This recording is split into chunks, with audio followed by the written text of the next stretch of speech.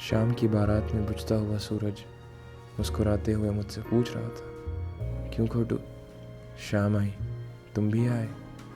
मैंने मुस्कुरा सा दिया। छुपन छुपाए खेलते बच्चों की आवाज़ कानों में गूंज कर मुझे सता रही थी।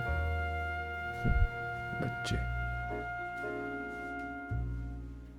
एक खेल का हिस्सा मैं भी था। खेल कम, षड्यंत्र ज़्यादा। जाहिर है अब वो ज़्यादा दूर नहीं था, और अगर था भी तो सिर्फ कुछ ही देर के लिए।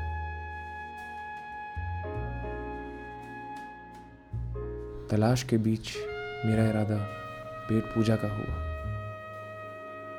मगर गरीबी।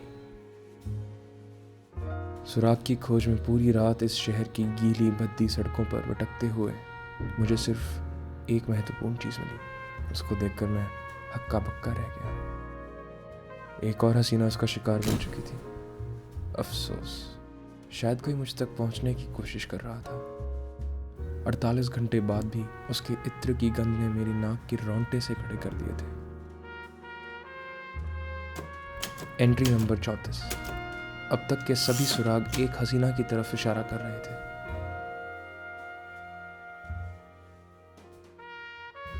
दूध, पोषण। अब खिलाड़ी को जरूरत थी एक चीज की, हाइड्रेशन। ऐसी किम कर्तव्य मूड की स्थिति में सिर्फ यही था मेरा साथी। तभी अचानक से वो मेरे सामने से आई। मैं उसके पीछे भागा।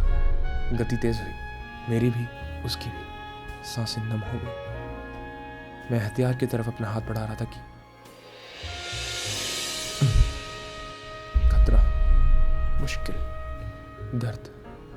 आकाश मेरे चारों तरफ सिर्फ मंडराता हुआ दिखाई दे रहा था। आखिरकार मैं उसका शिकार बन ही गया। इतना नजदीक, मगर। और तभी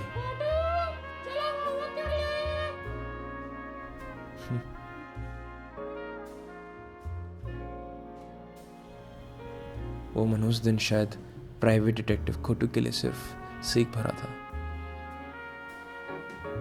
डर मगर इस बात का था कि मैं दुश्मन की तलाश में तो था,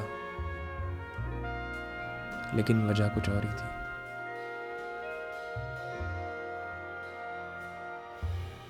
शायद खोटू को प्यार हो गया था अपने ही दुश्मन से।